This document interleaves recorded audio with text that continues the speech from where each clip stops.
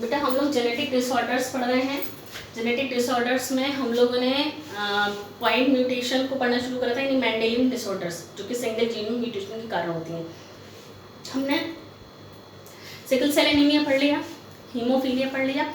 आज हम तीसरा डिसऑर्डर पढ़ेंगे, दैट इज फिनाइल कीटोन्यूरिया। ठीक है, इसका साथ साथ लिखते भी जाएंगे हम लोग, फिनाइल कीटोन्यूरिया। पहली चीज तो ये फिनाइल कीटोन्यूरिया कैसा डिसऑर्डर है, किस तरीके की बीमारी है। ये ऑटोसोमल रिसेसिव डिसऑर्डर है। दूसरा, आपको पता है कि ये सिंगल जीन में म्यूटेशन के कारण होती है। सिंगल जीन में म्यूटेशन के कारण हो रही है ये बीमारी। सिंगल जीन में म्यूटेशन के कारण होती है। ठीक है, कैसे होती है ये डिजीज? हमारी बॉडी के अंदर एक एंजाइम बनता है फिनाइल एलेनिन डिहाइड्रोक्सीजिनेज। फिनाइल एलेनिन, हमारी बॉडी में एक एंजाइम बनता है phenyl alanine hydroxylase. Phenyl alanine hydroxylase enzyme बनता है। देखिए हमारी बॉडी के अंदर, हमारी बॉडी में एक एंजाइम बनता है फिनाइल एलेनिन हाइड्रोक्सिलेज। अब आपको मैं बताऊं, हमारी बॉडी के अंदर ये जो एंजाइम बन रहा है ना फिनाइल एलेनिन हाइड्रोक्सिलेज, ये क्या काम करता है? हमारी बॉडी के अंदर एक केमिकल बनता है फिनाइल एलेनिन। फिनाइल एलेनिन हमारी बॉडी के लिए खतरनाक है, अच्छा नहीं। तो फिनाइल एलेनिन को टायरोसिन में कन्वर्ट कर देता है। फिनाइल एलेनिन को टायरोसिन में कन्वर्ट करने वाला एंजाइम कौन सा? फिनाइल एलेनिन हाइड्रोक्सिलेज का बनना रुक जाता है। यानी ये फिनाइल कीटोन्यूरिया बीमारी कैसे हो रही है? फिनाइल कीटोन्यूरिया बीमारी हो रही है, फिनाइल एलेनिन डिहाइड्रोक्सिलेज एंजाइम नहीं बन रहा है। बात को समझे? आपको मालूम है ना जीन का काम क्या है? एंजाइम भी बनाना है। जीन का काम क्या है? प्रोटीन बनाना है। तो जब वो जीन खराब हो गया, फिनाइल एलेनिन हाइड्रोक्सिलेज बनाने वाला जीन, यानी कि डीएनए का पार्ट ना, फिनाइल एलेनिन हाइड्रोक्सिलेज को बनाने वाला जीन हो गया खराब, और उसने फिनाइल एलेनिन हाइड्रोक्सिलेज को बनाना बंद कर दिया। अब फिनाइल एलेनिन हाइड्रोक्सिलेज को बनाना उसने बंद कर दिया, तो फिनाइल एलेनिन टायरोसिन में कन्वर्ट ही नहीं हो रहा। देखिए रिएक्शन लिख देती हूँ मैं, फिनाइल एलेनिन को टायरोसिन में कन्वर्ट कौन कर रहा है? Phenyl alanine hydroxylase. अब ये फिनाइल एलेनिन हाइड्रोक्सिलेज का बनना बंद हो गया। अब फिनाइल एलेनिन हाइड्रोक्सिलेज का बनना बंद हो गया, तो फिनाइल एलेनिन हाइड्रोक्सिलेज की अनुपस्थिति में फिनाइल एलेनिन टायरोसिन में कन्वर्ट नहीं हो रहा है। अब फिनाइल एलेनिन टायरोसिन में कन्वर्ट नहीं हो रहा है, तो ये फिनाइल एलेनिन इकट्ठा हो गया बॉडी के अंदर। क्या हुआ? कन्वर्जन तो हो नहीं रहा, फिनाइल एलेनिन टायरोसिन में कन्वर्ट तो हो नहीं रहा। तो फिनाइल एलेनिन बॉडी में एक्यूमुलेट हो जाता है। एक्यूमुलेट यानी कि जम जाता है, इकट्ठा हो जाता है। इकट्ठा हो जाना, इकट्ठा हो जाता है। अब जब ये इकट्ठा हो जाता है तो टायरोसिन तो हमारी बॉडी से यूरिन के थ्रू निकल जाता है, यूरिन से निकल जाता है। लेकिन जब फिनाइल एलेनिन इकट्ठा हो गया बॉडी के अंदर, तो क्या होता है? ये फिनाइल एलेनिन, अब फिनाइल एलेनिन टायरोसिन में तो कन्वर्ट हो नहीं रहा है, किस चीज में कन्वर्ट हो गया, ये कन्वर्ट हो गया है पायरुविक एसिड में, फिनाइल पायरुविक एसिड में। किस में कन्वर्ट हो गया, फिनाइल पायरुविक एसिड में कन्वर्ट हो गया। और ये फिनाइल पायरुविक एसिड हमारे लिए कैसा है, टॉक्सिक है। कैसा है, टॉक्सिक है। तो इस वजह से क्या होता है, फिनाइल एलिनीन पायरुविक एसिड जो है वो हमारी बॉडी में बन रहा है। क्यों बन रहा है, क्योंकि फिनाइल एलिनीन हाइड्रोक्सिलेज नहीं बन रहा है। फिनाइल एलिनीन हाइड्रोक्सिलेज अगर बनता तो कोई प्रॉब्लम ही नहीं थी, क्योंकि फिनाइल एलिनीन जो हमारी बॉडी के अंदर बनता रहता है वो तो टायरोसिन में कन्वर्ट होता रहता और यूरिन के थ्रू बाहर निकलता रहता। अब यूरिन के थ्रू ये फिनाइल एलिनीन निकल ही नहीं रहा, जमा होता चला जा रहा है बॉडी के अंदर, जमा होता चला जा रहा है बॉडी के अंदर, इकट्ठा होता चला जा रहा है और फिनाइल पायरुविक एसिड को बनाता चला जा रहा है। और फिनाइल पायरुविक एसिड बहुत ही खतरनाक है हमारे लिए, और क्या डिसऑर्डर करता है, मेटाबॉलिक डिसऑर्डर करता है, मेटाबॉलिक डिसऑर्डर हो जाता है। मेटाबॉलिक डिसऑर्डर जानते हो, मेटाबॉलिक डिसऑर्डर का मतलब हमारी बॉडी में जितनी भी मेटाबॉलिक एक्टिविटीज हो रही है, रेस्पिरेशन है, डाइजेशन है, वो सब बेकार हो जाता है, खराब होने लगता है, धीरे धीरे सारे मेटाबॉलिक डिसऑर्डर्स होने लगते हैं। और मैं आपको एक चीज़ बताऊँ, जिन लोगों को फिनाइल कीटोन्यूरिया होता है, जिन पेशेंट को फिनाइल कीटोन्यूरिया होता है, उनकी जो यूरिन होती है, यूरिन अगर एटमॉस्फेयर में ऐसी ऑक्सीजन के कॉन्टैक्ट में आ जाए, यूरिन अगर ऐसे ही एटमॉस्फेयर के कॉन्टैक्ट में आ जाएगी तो वो यूरिन का कलर ब्लैक हो जाता है। बात को समझे, जिसको भी फिनाइल कीटोन्यूरिया होता है यूरिन का कलर ब्लैक हो जाता है, उसकी यूरिन का कलर ब्लैक हो जाता है ना। क्यों, क्योंकि वो बॉडी में फिनाइल एलिनीन इकट्ठा हो गया है, वो निकल नहीं पा रहा है और पायरुविक एसिड में कन्वर्ट हो जाता है। और ऐसा किस्म होता है जो ज़्यादा नए नए जीन्स बनते हैं ना, नए नए जीन्स जो बन रहे हैं उनमें ज़्यादातर ऐसा होता है कि फिनाइल एलिनीन हाइड्रोक्सिलेज बनता ही नहीं है। बात को समझे, तो इतना पढ़ना है आपको। क्या पढ़ना है, फिनाइल कीटोन्यूरिया क्या होता है। फिनाइल कीटोन्यूरिया जो होता है, स्पेलिंग सही कर लेते हैं यहाँ पर जरा, ये हो, फिनाइल कीटोन्यूरिया क्या होता है, फिनाइल एलिनीन को टायरोसिन में कन्वर्ट करने वाला एंजाइम फिनाइल एलिनीन हाइड्रोक्सिलेज बनना बंद हो जाता है। फिनाइल एलिनीन हाइड्रोक्सिलेज बनना बंद हो जाता है तो फिनाइल एलिनीन इकट्ठा हो जाता है बॉडी के अंदर, जो कि मेटाबॉलिक डिसऑर्डर कर देता है। बस इतना समझना है आपको। ये फिनाइल कीटोन्यूरिया की बीमारी है जो कि ऑटोसोमल रिसेसिव डिसऑर्डर होता है। क्या होता है, ऑटोसोमल रिसेसिव डिसऑर्डर होता है। ठीक, इतना समझना है आपको बस फिनाइल कीटोन्यूरिया के बारे में। ठीक है बेटा, तो नेक्स्ट हम लोग समझेंगे सिस्टिक फाइब्रोसिस। तीसरी डिजीज हमने पढ़ ली फिनाइल कीटोन्यूरिया, चौथी डिजीज हम पढ़ेंगे cystic fibrosis.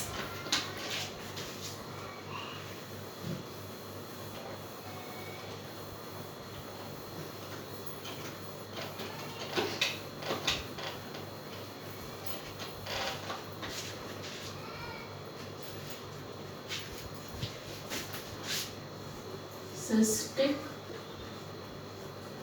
Fibrosis, cystic fibrosis ये भी एक ऑटोसोमल रिसेसिव डिसऑर्डर है। इसमें क्या होता है, ग्लाइकोप्रोटीन्स का बनना शुरू हो जाता है। वो ग्लाइकोप्रोटीन्स लिवर की जो डक्ट होती हैं, लिवर की डक्ट के आसपास जमा हो जाता है, लिवर की डक्ट के आसपास जमा हो जाता है और क्या करता है कि कुछ ऐसे जो हमारी जो सेल मेम्ब्रेन होती है, सेल मेम्ब्रेन में ट्रांस मेम्ब्रेन प्रोटीन होता है ना बेटा, ट्रांस मेम्ब्रेन प्रोटीन वो प्रोटीन होता है जो कि मॉलिक्यूल को अंदर आने देता है। प्रोटीन याद है आपको, प्रोटीन्स होते हैं चैनल्स, प्रोटीन चैनल्स जो होते हैं मेम्ब्रेन पर, वो प्रोटीन्स का बनना बंद हो जाता है। तो आप सोचिए वो प्रोटीन का बनना बंद हो गया तो बहुत सारे आयन्स तो बॉडी के अंदर आ ही नहीं पाएंगे।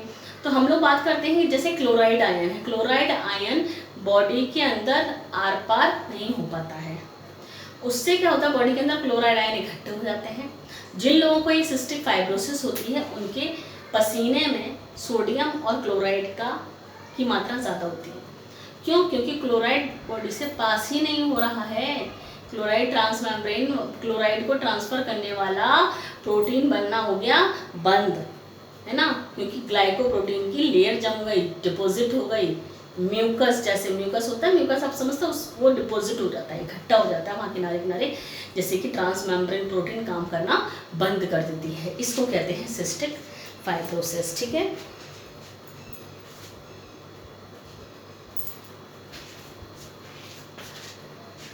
हम लिखते हैं इस डिसऑर्डर में, इस बीमारी में ग्लाइकोप्रोटीन्स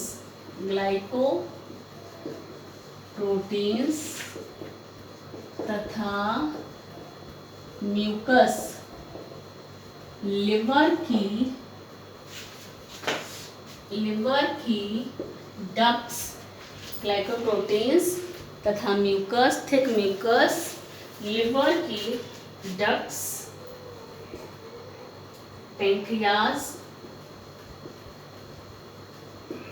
ब्रोंकाई, ये सब जानते हैं आप लोग, ब्रोंकाई तथा ब्रोंकियोल्स, ब्रोंकाई तथा ब्रोंकियोल्स के आसपास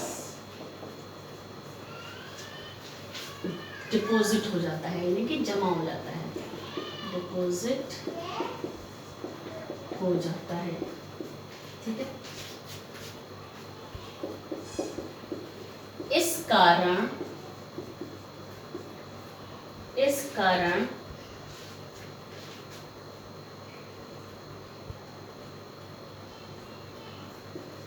ट्रांस मेम्ब्रेन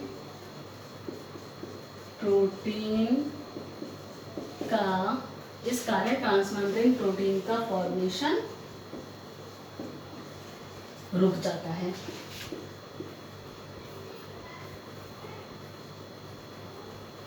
फॉर्मेशन स्टॉप हो जाता है।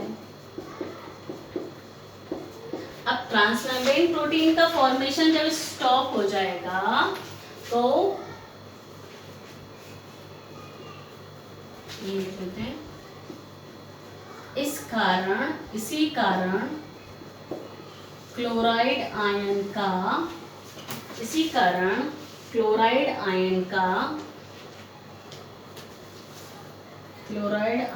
के ट्रांसपोर्टेशन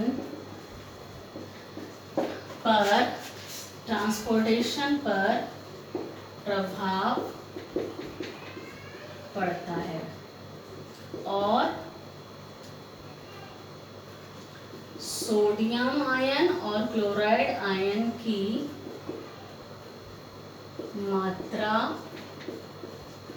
पसीने में बढ़ जाती है।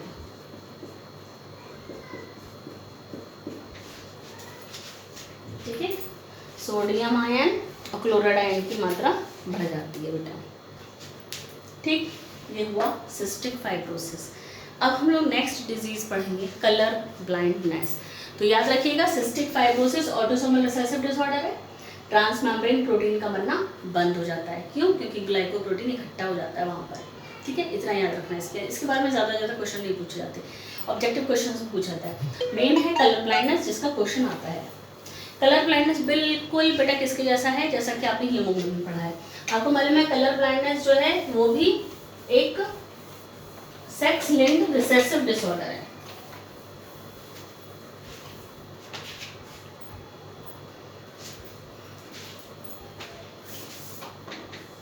कलर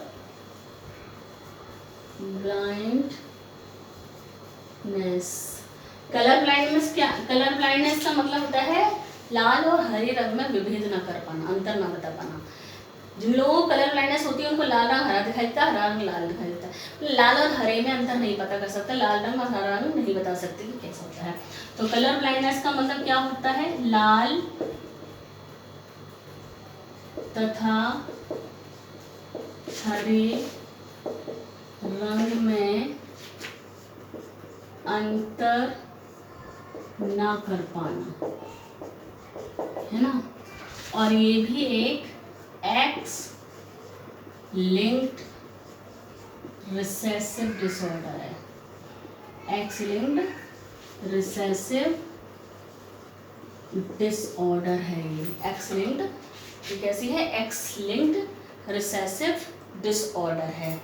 अब एक्स लिंक्ड रिसेसिव डिसऑर्डर है यानी कि इसका जीन एक्स क्रोमोसोम पर होता है, इसका जीन एक्स क्रोमोसोम पर होता है, सेम जैसा आपने हीमोग्लोबिन पढ़ा है बेटा, बिल्कुल वैसा ही। चलिए मैं आपको इसका एग्जाम्पल लिख रही हूँ, क्वेश्चन से पढ़ाऊंगी आपको इसका, क्योंकि ये आपको क्वेश्चन से ही समझ में आएगा। एक पुरुष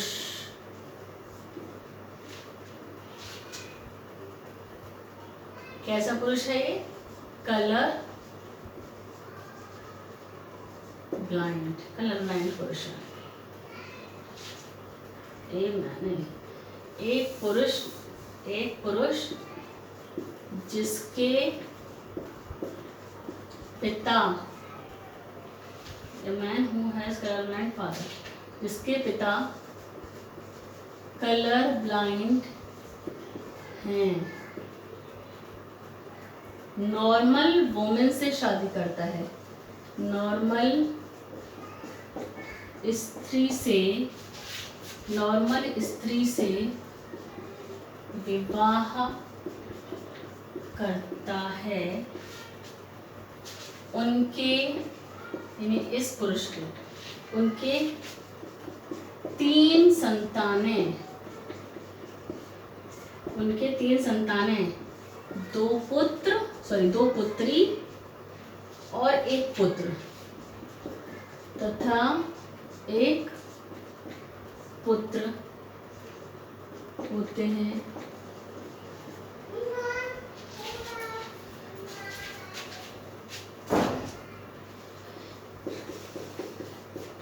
उनकी संतानों में इस बीमारी की प्रोबेबिलिटी बताइए, यानी कितना चांस है उनके जो ऑफस्प्रिंग्स होंगे, उनके ऑफस्प्रिंग्स में कितने चांस हैं इस बीमारी के आने की, क्योंकि आपको मालूम है सेक्स लिंक्ड इनहेरिटेंस है। तो हमने कहा एक पुरुष जिसके पिता कलर ब्लाइंड है, यानी कि फादर कलर ब्लाइंड है, तो हमने यहाँ पर फादर को कलर ब्लाइंड दिखाया है सबसे पहले, ये कलर ब्लाइंड फादर, ठीक है। अब कलर ब्लाइंड फादर थे, मदर का कुछ नहीं लिखा है, इसीलिए हम मदर को यहाँ पर नॉर्मल दिखाएंगे। एक पुरुष जिसके पिता कलर ब्लाइंड है, नॉर्मल स्त्री से विवाह करता है।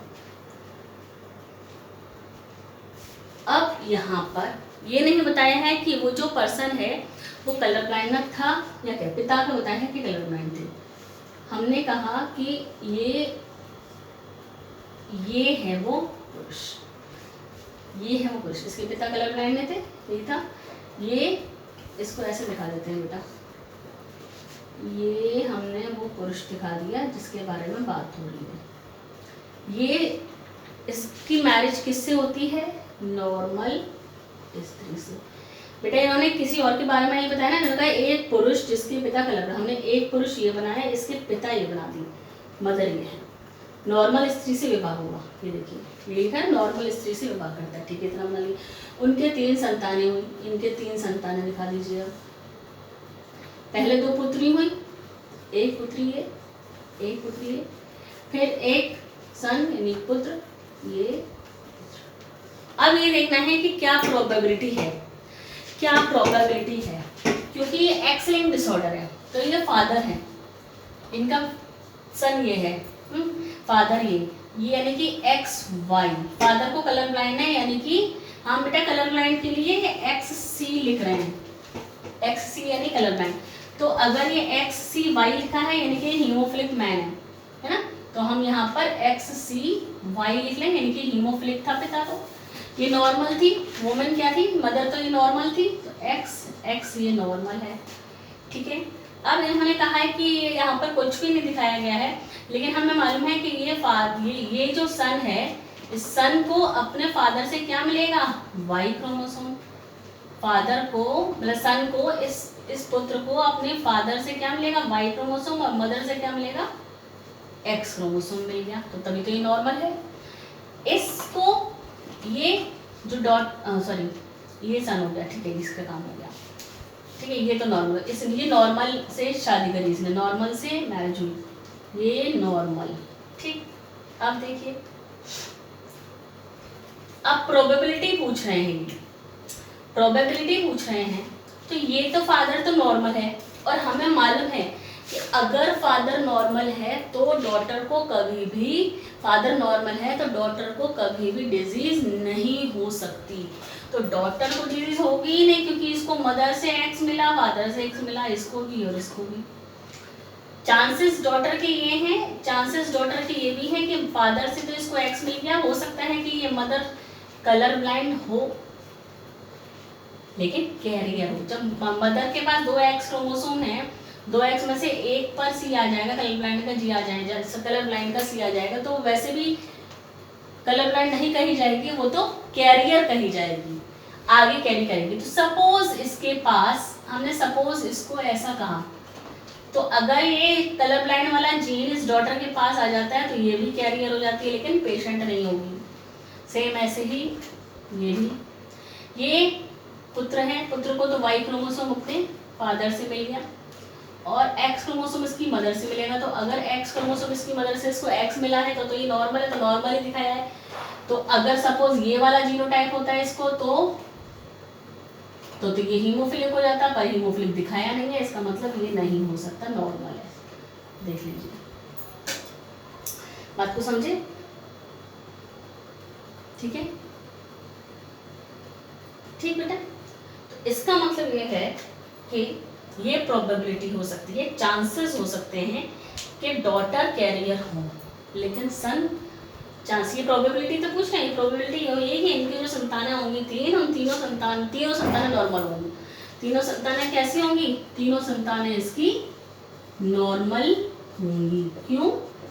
क्योंकि इनका जो फादर है ये नॉर्मल था, फादर नॉर्मल था, ठीक। क्योंकि फादर को एक्स क्रोमोसोम नहीं मिलेगा पिता से। अगर पिता को बीमारी है तो वो पुत्री में जाएगी, पुत्र में कभी भी नहीं जाएगी, ये याद रखना है। तो ये बात है कलर ब्लाइंड की, कलर ब्लाइंडनेस। तो इस तरीके से जैसे भी क्वेश्चन को पूछा जाएगा, जिस तरीके से भी क्वेश्चन को पूछा जाएगा, आपको उसी तरीके से इसका आंसर करना। सेम जैसा कि आपने हीमोफीलिया को पढ़ा था, सेम है। जैसा क्वेश्चन पूछा, सपोज हमने कहा कि एक कलर ब्लाइंड वुमेन की शादी एक कलर ब्लाइंड के साथ होती है, तो आप उस तरीके का क्रॉस बना दीजिए, आप लिख लीजिए। आपको मालूम है अगर कलर ब्लाइंड वुमेन कह रहे हैं, अगर हमने कहा कलर ब्लाइंड वुमेन है, कलर ब्लाइंड वुमेन का मतलब है कि इस वुमेन के दोनों एक्स क्रोमोसोम पर सी और सी है। अगर हमने कहा कलर ब्लाइंड मैन है तो कलर ब्लाइंड मैन के पास तो ये है। अगर हमने कहा कैरियर है, ये तो कलर ब्लाइंड वुमेन हो गई, ये भी कलर ब्लाइंड हो गया। अगर हमने कहा कि कैरियर वुमेन है तो कैरियर वुमेन के पास तो एक ही एक्स क्रोमोसोम पर ये होगा, तो ये तो कैरियर वुमेन हो गई। मेल तो कभी कैरियर हो ही नहीं सकता, मेल तो हमेशा डिजीज्ड ही होगा, मेल हमेशा डिजीज्ड होगा बेटा, ठीक है। तो ये हमने बात की किसकी? कलर ब्लाइंडनेस की। हमने यहाँ पर कलर ब्लाइंडनेस पढ़ लिया, सिस्टिक फाइब्रोसिस पढ़ ली, फिनाइलकीटोन्यूरिया पढ़ लिया। अब हम लोग इस चैप्टर का लास्ट पार्ट पढ़ने जा रहे हैं, क्या? Chromosomal disorders. क्या पढ़ने जा रहे हैं? Chromosomal disorders. और ये चैप्टर आपका खत्म हो जाएगा, ठीक है।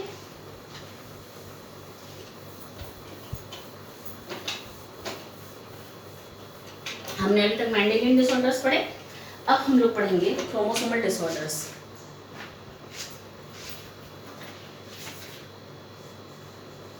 क्रोमोसोमल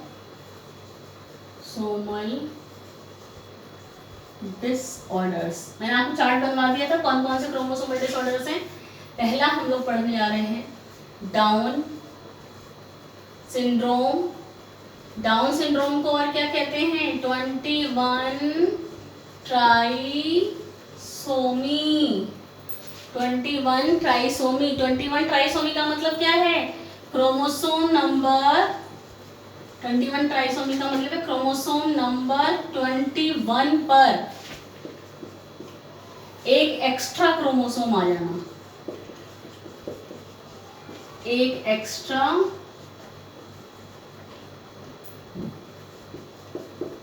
एक एक्स्ट्रा क्रोमोसोम आ जाना, जैसे कि 21 नंबर पर ये होमोलोगस क्रोमोसोम था, एक और पता नहीं कहाँ से आ गया, हो गई क्या 21 ट्राइसोमी। ध्यान रखिएगा, डाउन सिंड्रोम को 21 ट्राइसोमी भी बोलते हैं, डाउन सिंड्रोम को 21 ट्राइसोमी भी बोलते हैं। ये डाउन सिंड्रोम जिन बच्चों को होता है उन बच्चों में मेंटल रिटार्डेशन होता है, मंद बुद्धि होते हैं वो, मेंटल रिटार्डेशन होता है जिन बच्चों में ये होता है, डाउन सिंड्रोम हो जाता है। देखो मतलब यहाँ पर क्या है, अगर 21 ट्राइसोमी हो तो 46 क्रोमोसोम की जगह पर हो गए 47 क्रोमोसोम्स। कितने क्रोमोसोम हो गए उस पर्सन में, उस व्यक्ति में 47 क्रोमोसोम्स हो गए। और ऐसे व्यक्ति में मेंटल रिटार्डेशन होता है, सलाइवेशन ज्यादा होता है, लार ज्यादा बनती है, लार ज्यादा बनती है, मेंटल रिटार्डेशन होता है, ग्रोथ कम रह जाती है, ग्रोथ कम हो जाती है। तो ये सारे सिम्टम्स होते हैं। तो ध्यान रखिएगा कि 21 ट्राइसोमी ही कहते हैं। डाउन सिंड्रोम को क्या कहते हैं बेटा, डाउन सिंड्रोम को 21 ट्राइसोमी कहते हैं। ठीक है, डाउन सिंड्रोम को क्या कहते हैं बेटा, 21 ट्राइसोमी, क्योंकि यहाँ पर 21 वाला जो क्रोमोसोम है, 21वें नंबर का जो क्रोमोसोम है हमारे अंदर जो 21वें नंबर पर क्रोमोसोम है, 21वां वाला क्रोमोसोम है, वहाँ पर होमोलोगस पेयर तो है ही, उसके साथ में एक और क्रोमोसोम और आ जाता है कहीं से, तो वो 21 ट्राइसोमी कहलाता है। क्या कहलाता है बेटा, 21 ट्राइसोमी कहलाता है। अब हम बात करते हैं क्लाइनफेल्टर सिंड्रोम की। दूसरा डिसऑर्डर हम लोग पढ़ेंगे Klinefelter.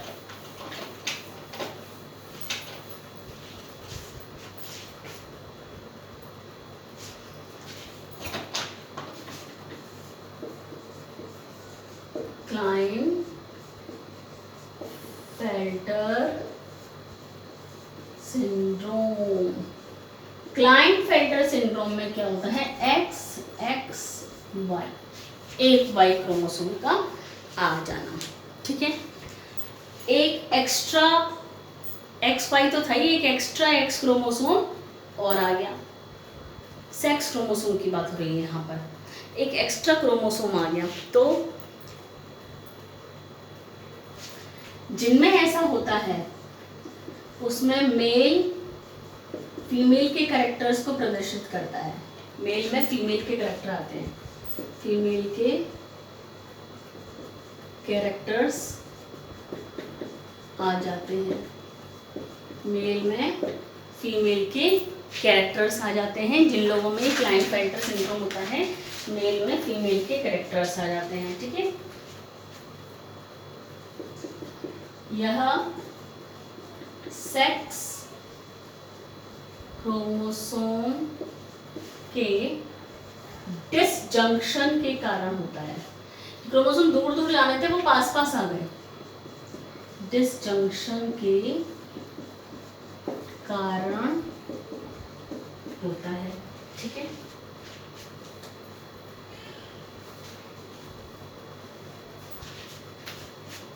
Sorry, non disjunction. Non disjunction का मतलब क्या होता है, ये जैसे होमोलोगस क्रोमोसोम होते हैं, इनको दूर दूर जाना होता है ना, आपको मालूम है एनाफेज में दूर दूर जाते हैं, लेकिन जब कभी ऐसा होता है एनाफेज स्टिल होती ही नहीं है, दूर दूर जाते नहीं है, यहीं की यहीं बने रहते हैं, यहीं के बने रहेंगे, तो नॉन डिसजंक्शन हो गया। क्या हो गया, नॉन डिसजंक्शन। ठीक है, इस कंडीशन को, इस अवस्था को, यानी इस प्रकार की अवस्था को क्या कहते हैं बेटा, गाइनेकोमेस्टिया। गाइनेकोमेस्टिया कहते हैं, गाइनेकोमेस्टिया कहते हैं। ठीक है, तीसरा हम लोग पढ़ेंगे, तीसरा सिंड्रोम टर्नर्स सिंड्रोम।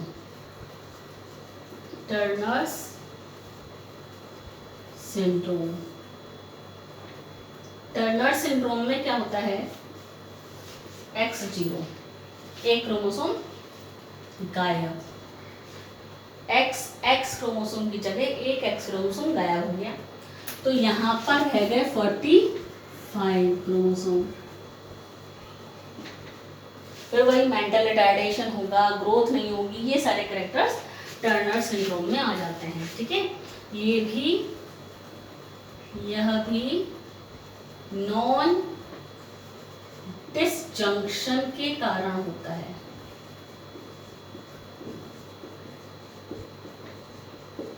यह भी नॉन डिसजंक्शन के कारण होता है बेटा। ठीक है,